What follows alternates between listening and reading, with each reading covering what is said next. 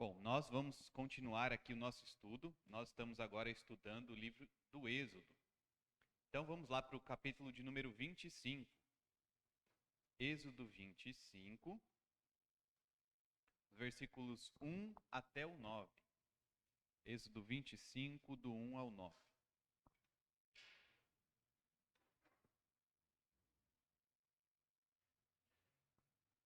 Diz assim a palavra do Senhor. Disse o Senhor a Moisés: Fala aos filhos de Israel que me tragam oferta. De todo homem cujo coração o mover para isso, dele recebereis a minha oferta. Esta é a oferta que dele recebereis: ouro e prata e bronze, e estofo azul e púrpura e carmesim, e linho fino e pelos de cabra, e peles de carneiro tintas de vermelho, e peles finas e madeira de acácia. Azeite para a luz, especiarias para o óleo de unção e para o incenso aromático, pedras de ônix e pedras de engaste para a estola sacerdotal e para o peitoral. E me farão um santuário para que eu possa habitar no meio deles, segundo tudo o que eu te mostrar, para modelo do tabernáculo e para modelo de todos os seus móveis, assim mesmo o fareis. Vamos orar mais uma vez? Pai, obrigado pela tua santa palavra. Nós clamamos mais uma vez que o Senhor nos ensine através dela. No nome de Jesus. Amém. Muito bem, o que nós vimos anteriormente aqui, olha, o capítulo 24, nós vimos Moisés com anciãos, Arão e Ur, subindo ao monte. Ele subiu ao monte para receber a revelação de Deus, receber a lei do Senhor. E o povo consentiu, né? Eles disseram, não, tudo que o Senhor falar, a gente vai obedecer, a gente vai fazer.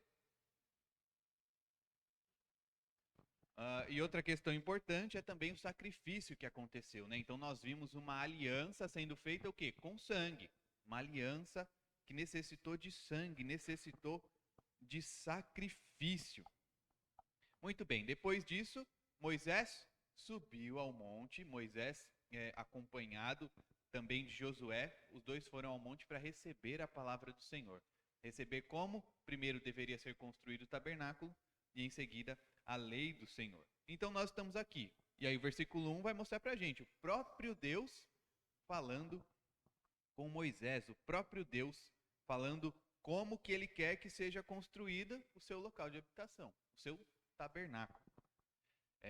Então nós entendemos o que? Olha aí, o versículo 1. Disse o Senhor a Moisés. Quem é que inicia essa conversa? O Senhor. O Senhor é quem inicia esse diálogo, é quem toma a frente e vai se referir a Moisés. Ele é quem começa, se nós podemos chamar assim, essa conversa, esse diálogo. E aqui a gente deve lembrar que os caminhos seguidos, as ações tomadas pelo povo, elas já eram antes descritas pelo próprio Deus. Então o povo não devia fazer nada da própria cabeça, né? A gente viu sobre o sacrifício também semana passada. O sacrifício devia ser feito como? Do jeito que a gente entender, a gente faz. Não, o Senhor deu leis, deu um modo de fazer, como que se deve fazer sacrifício, assim, assim e assim. Inclusive no texto que nós lemos na devocional, não é? Qual que era o grande problema? Os filhos de Eli estavam fazendo da forma errada, estavam querendo pegar a carne para eles. Não é assim que o Senhor ensinou, não é assim que eles deveriam fazer. Outra coisa que a gente tem que entender é que o povo de Israel era um povo diferente do povo que vivia ali à volta, do povo da sua época.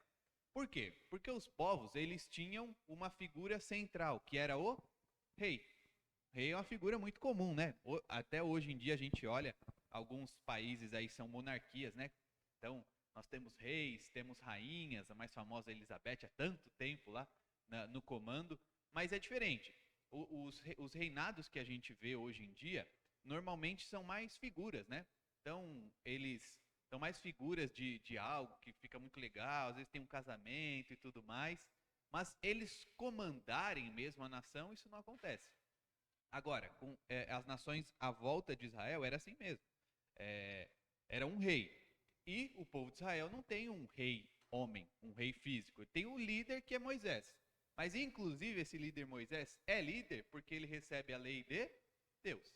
Então, nas nações pagãs e vizinhas, a gente vê que quem é que fazia lei? Quem é a justiça daquele lugar? O rei humano. Agora, quem que é a lei, quem é a justiça para o povo de Deus? O próprio Senhor, o próprio Deus, certo? Outra coisa que a gente tem que ter em mente é de que quando a gente chega nessa parte do livro do Êxodo, a gente tem sempre um texto paralelo. Sempre um texto paralelo. Por quê? Porque o Senhor dá a ordem de como deve ser feito, e lá para frente, quando Moisés desce do monte, tem aquela briga que o povo está fazendo coisa errada, eles vão começar a construir o tabernáculo. E passa então a se descrever que eles construíram exatamente conforme o Senhor mandou. Vamos dar uma olhada rápida aí? A gente está aqui no 25, vamos um pouquinho para frente, no capítulo 35.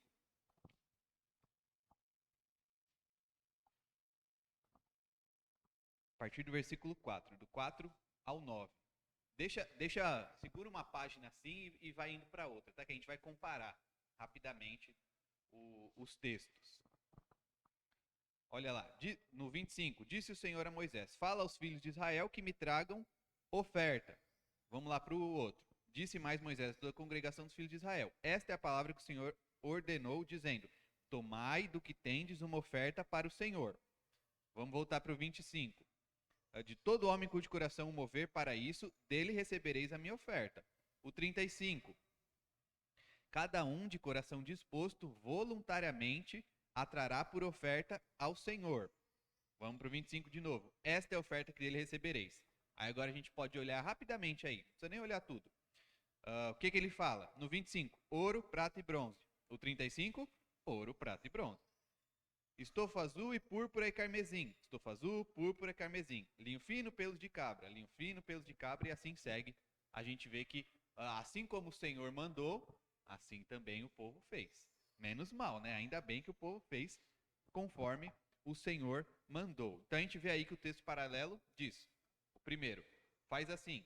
O segundo, fizeram assim. Basicamente isso. Conforme o Senhor ordenou, assim Moisés anotou e mandou o povo fazer, e o povo fez corretamente, de acordo com o que Deus ordenou. Muito bem, vamos para o versículo 2. O Senhor pede essa oferta, então, né? Fala aos filhos de Israel que me tragam oferta.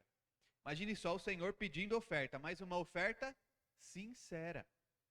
Aliás, oferta tem que ser sincera, senão não é oferta, né? Uma coisa que a gente deve ter sempre em mente é, primeiro, que a oferta é parte da vida cristã. E aqui a gente não está falando, hoje o nosso assunto não toca em dízimo, não é isso. É sobre oferta mesmo. Então, o dízimo, a gente vai até tocar nesse assunto logo aqui em seguida, ainda no versículo 2. Mas aqui ele está falando sobre oferta. O que o povo devia trazer para a construção do tabernáculo? Uma oferta. Muito bem. A outra coisa é que quando a gente oferta, a gente está apenas devolvendo para Deus aquilo que Ele nos deu. E isso é muito claro. A própria Bíblia traz aqui uma imagem muito clara disso. Porque, e ainda antes do exemplo bíblico, a gente pode pensar num exemplo mais do dia a dia, corriqueiro. Imagina só, então, que chega o dia dos pais, ou o dia das mães. E aí o filho, criança ainda, faz o quê? Pega o dinheiro do pai ou da mãe para fazer o quê? Para comprar o presente para o pai e para a mãe. É basicamente isso, né? Então, mas no dia dos pais, o filho precisa pegar o dinheiro do pai, ir lá comprar o presente e entregar para o pai. Por que a gente não tira toda essa burocracia e o pai vai lá e compra, né? Não, porque isso é importante para o relacionamento entre eles. Por que é importante, então, que o Senhor nos dê algumas coisas, a gente vai lá e devolve para Ele? É o nosso relacionamento com Deus.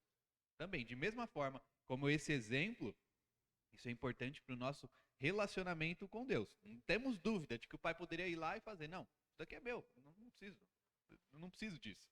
Mas é importante, é benéfico para o relacionamento entre pai e filho. Vamos falar então um pouquinho sobre a questão do dízimo e a oferta. Lá em Levítico 27:30, um pouquinho para frente, o Senhor também dando algumas das suas leis, ele diz assim, ó: também todas as dízimas da terra, tanto dos cereais do campo como dos frutos das árvores, são do Senhor. Santas são ao Senhor.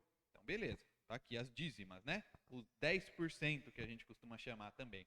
Mas, oferta é o quê? Oferta é oferta. Ou seja, é livre. E Paulo fala sobre ofertas lá em 2 Coríntios. Vamos dar um pulo lá. 2 Coríntios, capítulo 9, versículo 7.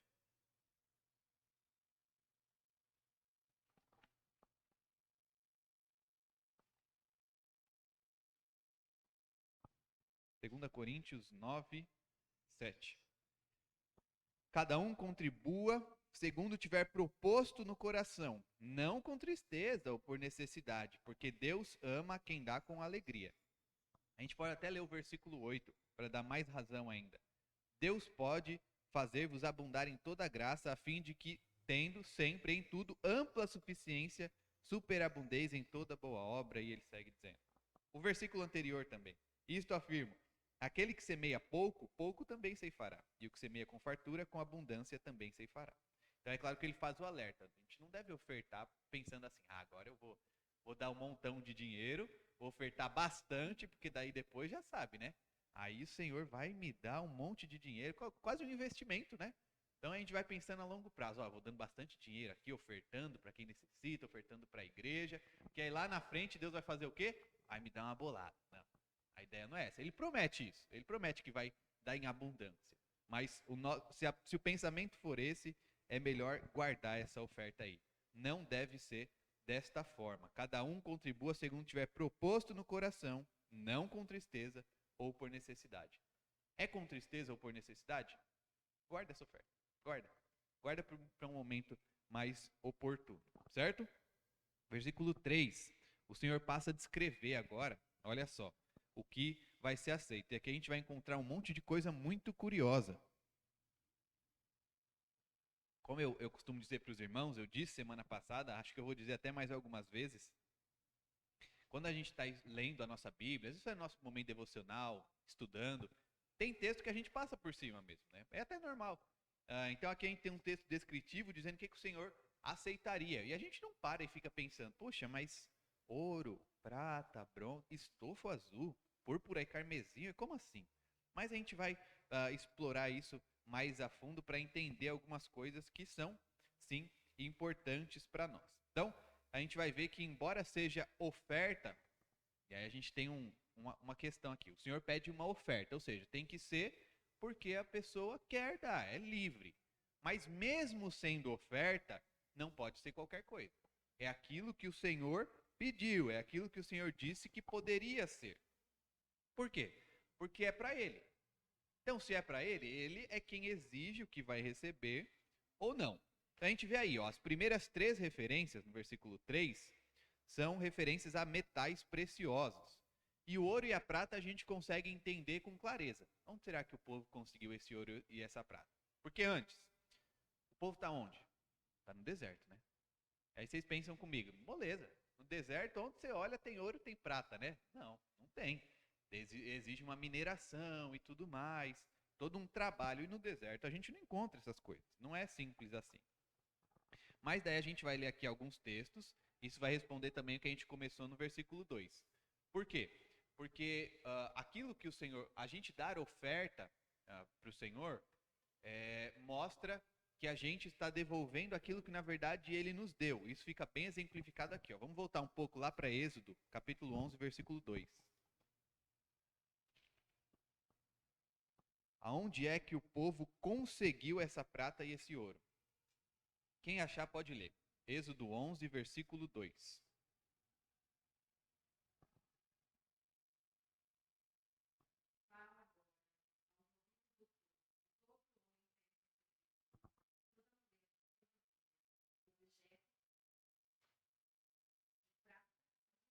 Muito bem, então o próprio Senhor ordenou, né? Quando vocês estiverem saindo do Egito, vocês não vão sair de mão abanando. Vocês vão lá e vão pedir para os vizinhos, ó, daí essa peça de ouro e de prata, e aí eles não saíram de mão abanando. Agora a gente sabe que não era à toa, né? Também Êxodo 12, 35. Olha lá. Eu vou ler esse aqui, Êxodo 12, 35. Fizeram, pois, os filhos de Israel conforme a palavra de Moisés e pediram aos egípcios objetos de prata e objeto de ouro e roupas.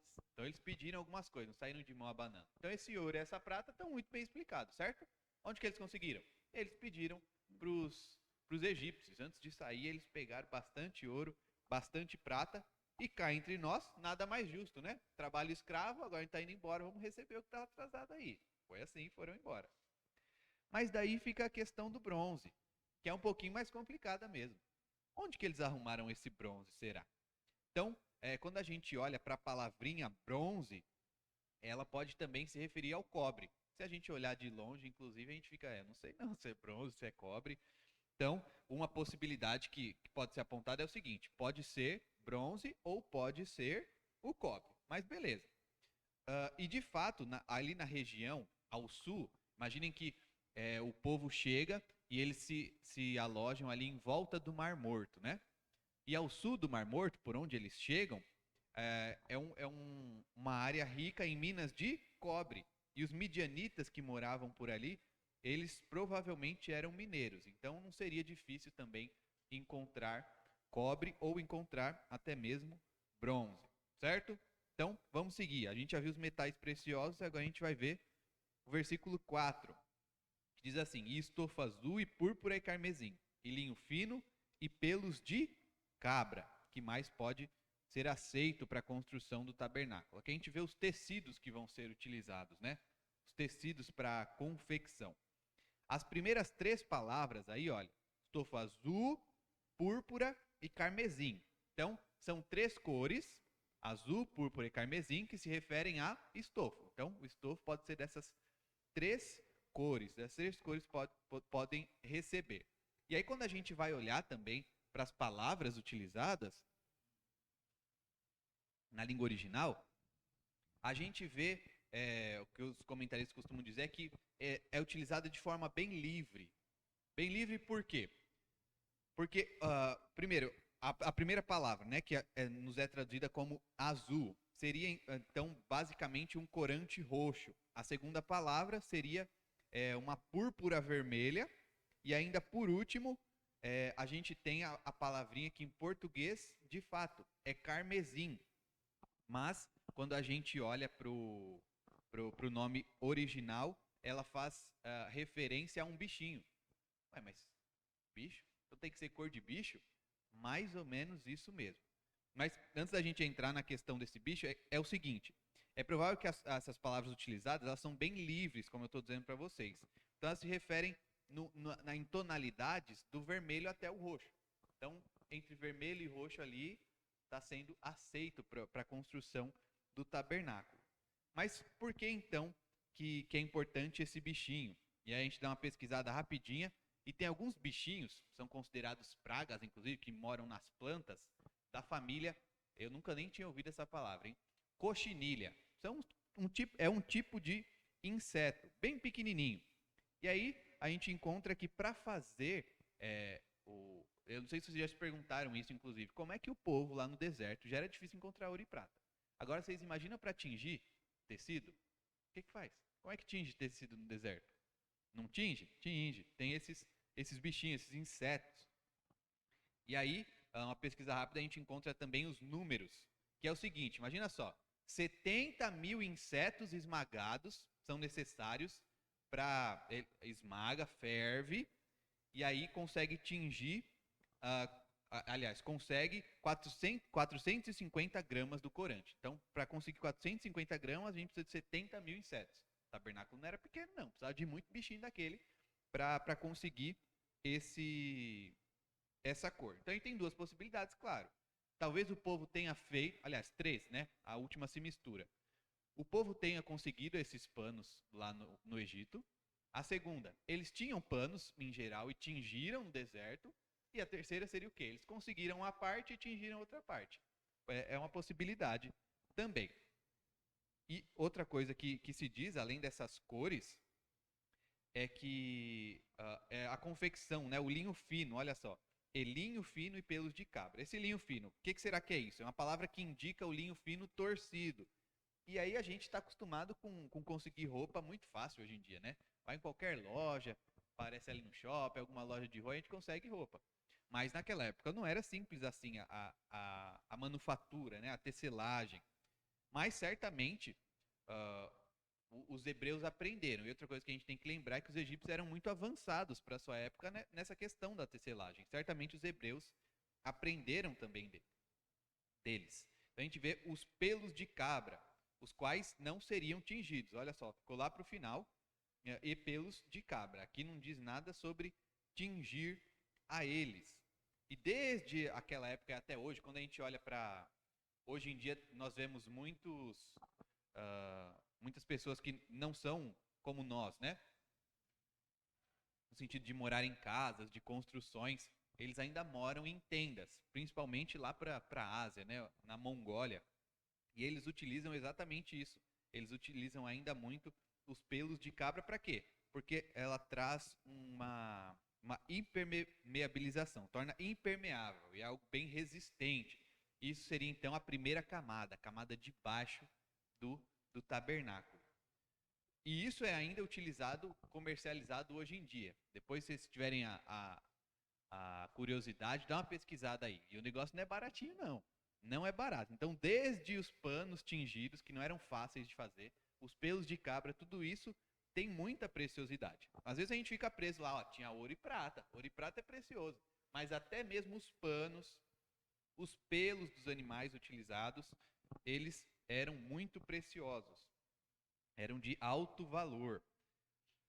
Versículo 5. E peles de carneiro, tintas de vermelho. Então a gente vê aí mais um tipo de pele, né? Primeiro, o carneiro, tingido em vermelho. E aí para tingir a pele do carneiro precisa do quê? Mais corante.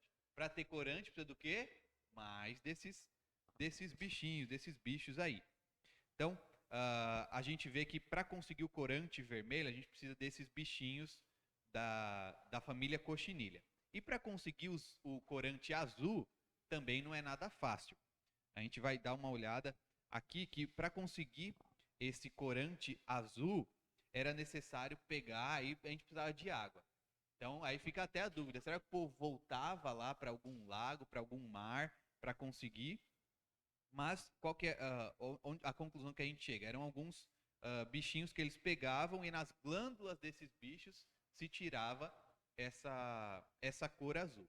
Tanto é que um pouco mais para frente, na época ali dos imperadores romanos, essa cor ela era como que se alguém via uma pessoa com a roupa dessa cor azul, deste azul, sabia, não, aquele moço é importante, ele é poderoso. Por quê? Porque para conseguir uma roupa daquela cor era necessário muito trabalho, muita obra-prima e muita mão de obra, certo?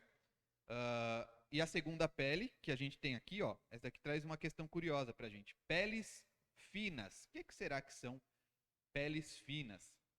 Elas podem também significar, era utilizada a mesma palavra, como peles finas ou peles de animais marinhos. A gente vai, mas por quê? Porque, claro, as peles de animais marinhos são de fato mais finas. Então nós temos uma palavra só para couro fino ou pele fina e pele de animais marinhos. E aí os pesquisadores vão dizer, conseguem até encontrar qual animal de onde se saía essa pele. E é um animal com um nome meio diferente. O nome dele era dugongo. Ele é da família do peixe-boi, bem parecido. E aí tem história interessante, né? Até os portugueses quando chegaram ao Brasil, toda aquela lenda, não sabiam o que encontrar aqui. E aí alguns diziam que as sereias não eram tão bonitas, não. Por quê? Eles encontraram, na verdade, era peixe-boi. Que tem, inclusive, também lá para os lados de Israel. Também tem dessa família, parente do peixe-boi. E era provavelmente desse bicho que eles tiravam a pele e poderia ser, então, utilizado na construção. Então a gente vê aí muita coisa preciosa. E era difícil de conseguir essas coisas. Ok, pegaram lá no Egito. Mas quanto será que cada um pegou? Será que foi igual? Uns ficaram com mais ouro, outro menos? Não podemos saber. Então, as peles também tingidas, os pelos dos animais, era algo mais difícil de conseguir, pelo menos, né? Mas daí a gente tem uma outra possibilidade de oferta. No finalzinho do versículo 5 diz o que aí? E madeira de acácia. A madeira não era difícil de conseguir. Poxa, mas a gente está no deserto. Não, mas essa madeira especificamente ela dá bastante no deserto. É uma árvore bem de galhos finos, de tronco e galhos finos, mas que é típica do deserto. Embora tenha o seu tronco e os seus galhos bem finos, ela é bem resistente. Então aí, por que será que Deus colocou essa madeira aí no meio? Bom, imagine só que o camarada ele já não tinha mais ouro, não tinha mais prata. ele também não tinha o corante necessário para atingir as peles, os tecidos. Bastava que ele fosse até ali pertinho, cortasse um pedaço de madeira e trouxesse a oferta. O que a gente aprende disso? Não é necessário ter grandes coisas. Não é necessário ser o dono de muito ouro e de muita prata, como seria o caso aqui também. Bastava que fosse até ali, cortasse o pedaço de madeira e trouxesse como oferta para a construção do tabernáculo do Senhor. Gente, tudo bem até aqui? Alguma dúvida? Alguma observação? Nada? Vamos então para o versículo 6. Aí a gente vê mais algumas coisinhas, né? O azeite e o óleo. Azeite para a luz. A gente tem que lembrar também, né? Que o povo ali no deserto não tinha energia elétrica. Então eles precisavam do azeite, desse óleo, desse azeite, para conseguir manter a luz acesa. E, além disso, nós temos esses óleos. E a gente vai ver que tem a receita deles um pouquinho mais para frente. Vamos lá para o capítulo 30 do Êxodo. Que a gente vai ver. Primeiro o óleo da unção. E depois também do incenso.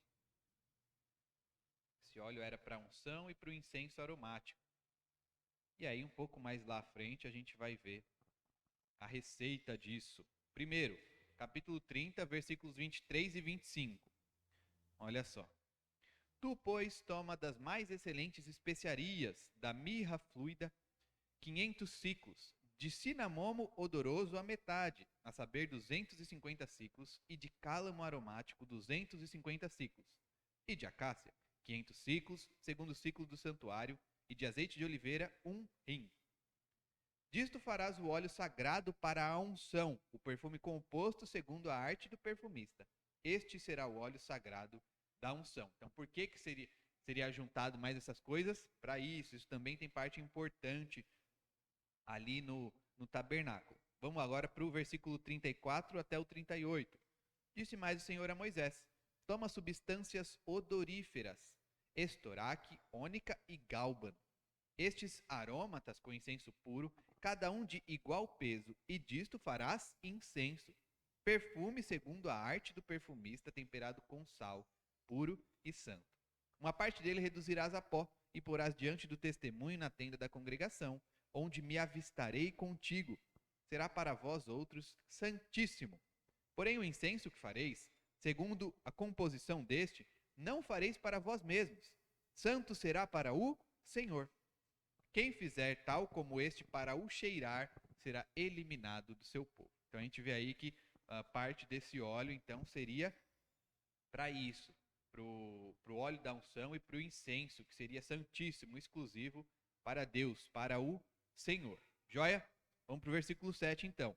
Aqui a gente chega na questão das pedras. Olha só, pedras de ônix e pedras de engaste, para a estola sacerdotal e para o peitoral. Então, finalmente, o verso 7 descreve os últimos itens que serão recebidos nas ofertas.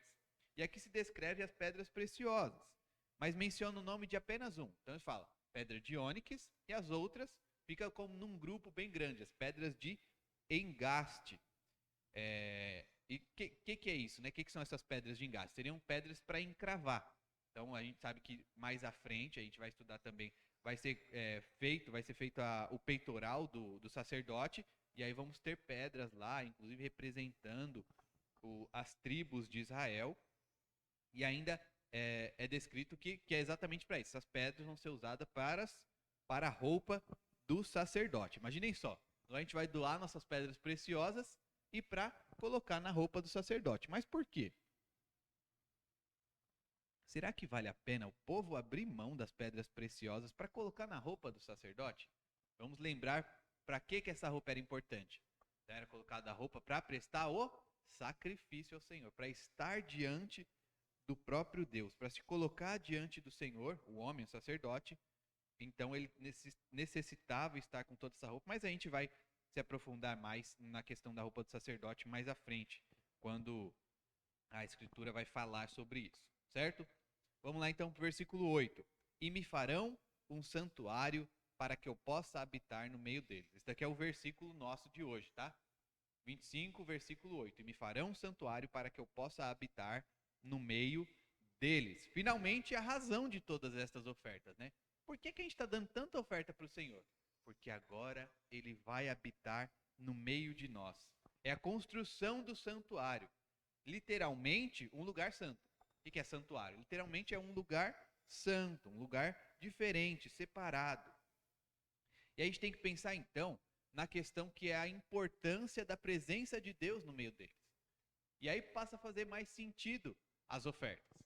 Por que é que precisava juntar tantas coisas preciosas? Porque agora o Senhor vai vir fazer habitação entre nós. Agora o Senhor vai vir morar entre nós. Imaginem só, o Deus Santo, Todo-Poderoso. Vamos pensar antes em como que ele apareceu para o povo.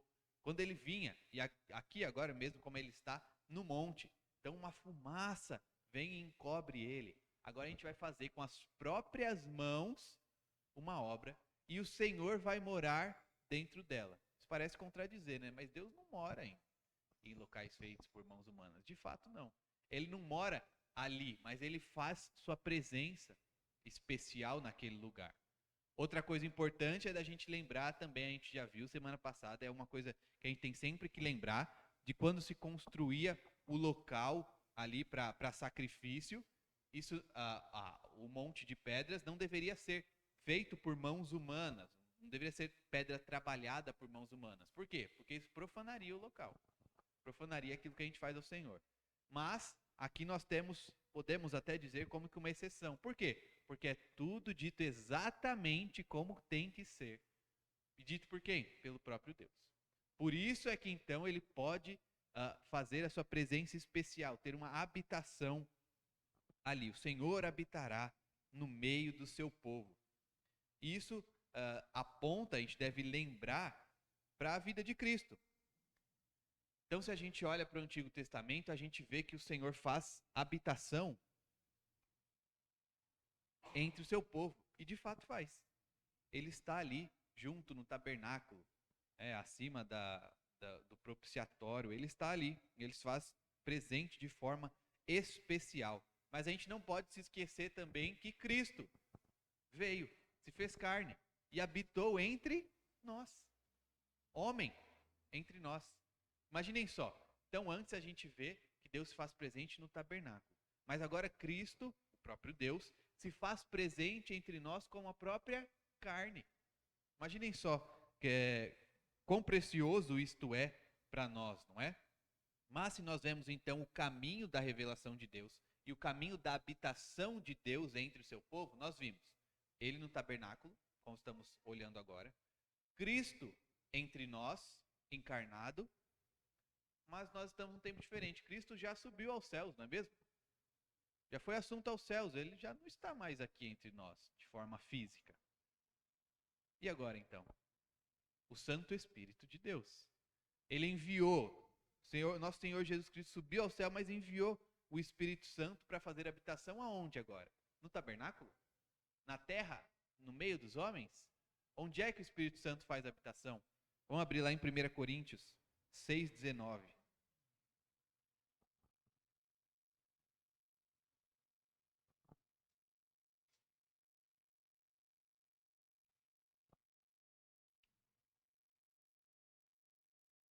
Quem achar pode ler, por favor. 1 Coríntios 6, versículo 19.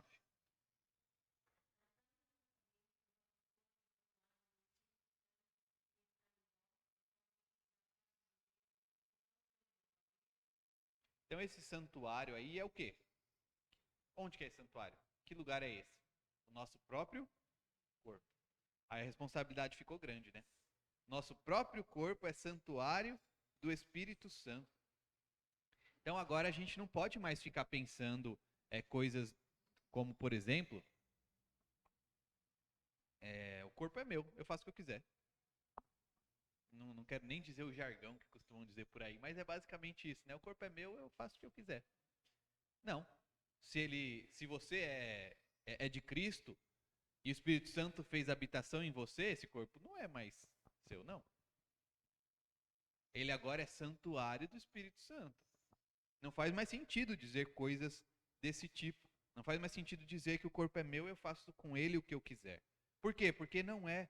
O Espírito Santo agora fez habitação e mora em nós. No versículo 9, segundo tudo que eu te mostrar para modelo do tabernáculo e para modelo de todos os seus móveis, assim mesmo o fareis. Então a gente tem aqui um versículo interessante, né? Por quê? Porque Deus está dizendo que ele vai mostrar para Moisés como que tem que ser feito. E aí a gente pode até pensar, alguns vão dizer isso, que o Senhor de fato mostrou um modelo do tabernáculo para Moisés. Como? Não tinha computador naquela época, né? Vou mostrar aqui um slide, como que vai ser, a gente olha aqui 3D, não, talvez não tenha sido assim. Alguns vão dizer que seria como que literalmente uma maquete. Mas como que Deus fez isso? Eu não sei não. Mas diz que o Senhor mostrou para Moisés como que deveria ser essa construção. Porque, claro, é importante. Moisés já tinha todas as coisas, a gente vai continuar estudando, tem todas as descrições de como deve ser, tamanho e tudo. Mas Deus ainda mostra para eles, ó, vai ficar assim. No final, quando vocês terminarem de fazer, ele mostra. Então as coisas devem ser feitas como? Do jeito que Deus mostra. Não deveria sair da cabeça de Moisés.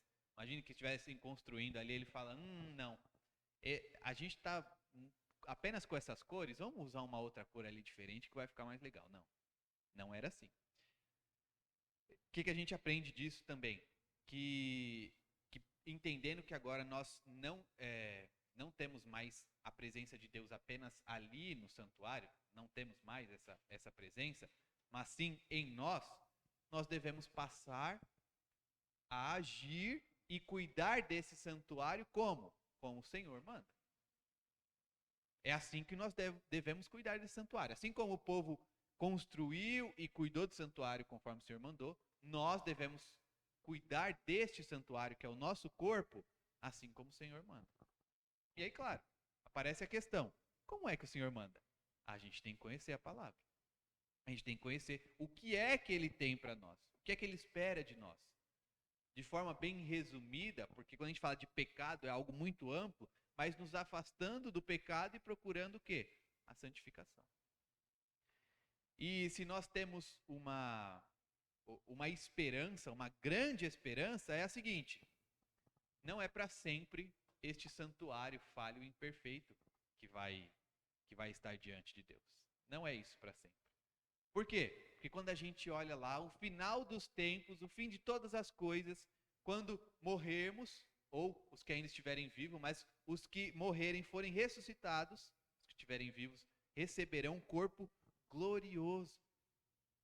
E aí então a gente tem lá no começo o Senhor se fazendo presente no Jardim do Éden, depois agora no tabernáculo, Cristo presente entre os homens, no meio deles. Estamos agora no momento em que Deus se faz presente dentro de nós por meio do Espírito Santo, mas mais à frente nós temos ainda um passo. Quando nós estaremos diante do próprio Deus, vendo a sua glória maravilhosa. E num corpo, num santuário, sem pecado. Sem a ação do pecado. E ainda nós estávamos conversando sobre isso na sexta-feira, o pessoal dos catecúmenos, de quantas coisas a gente pode pensar, né? Imagine só um corpo sem pecado. Até que ponto isso pode mudar a gente? Pensamos em várias coisas que a gente não consegue, de fato, chegar a uma conclusão perfeita. Mas que certamente vai ser muito melhor do que a gente tem agora. Um corpo sem pecado, portanto, sem doença. Um corpo sem pecado, portanto, sem tentações. Imaginem só, meus irmãos, e de fato será assim. Nós estaremos diante do Senhor, diante da sua glória maravilhosa. Voltando só um pouquinho e a gente vai caminhar para a conclusão.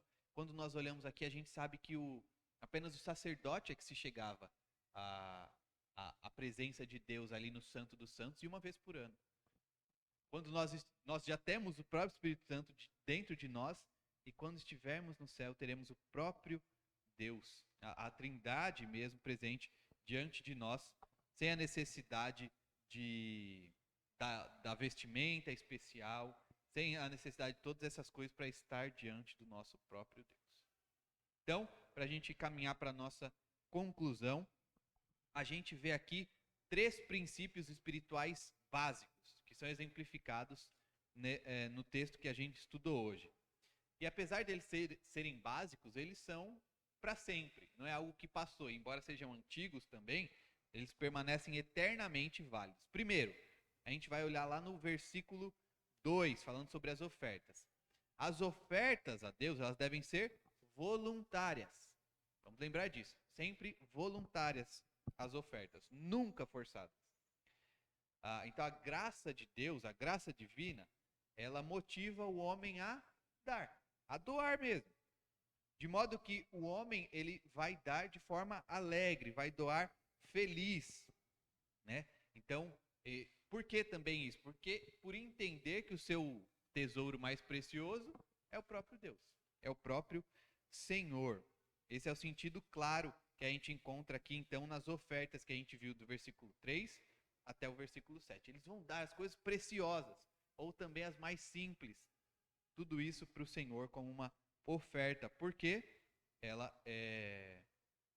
ele entende que aquilo é secundário na vida dele. Em segundo lugar, o nosso objetivo, o objetivo, o propósito de Deus é viver entre o seu povo. Por isso que até o nosso versículo de hoje é 25, versículo 8. O propósito do Senhor é viver no meio do seu povo. Ele quer isso. E essa é a razão de construir um tabernáculo. Por que é que então a gente vai separar tantas coisas preciosas, amontoar esse monte de coisa? E lembra, depois o povo tem que carregar todo esse tabernáculo, né? Então, quando eles vão sair de um lugar onde eles estão e vão para outro, tem que juntar a galera e empacota tudo. Eu não sei vocês aqui se já passaram por muitas mudanças, né? A gente muda de um lugar para o outro.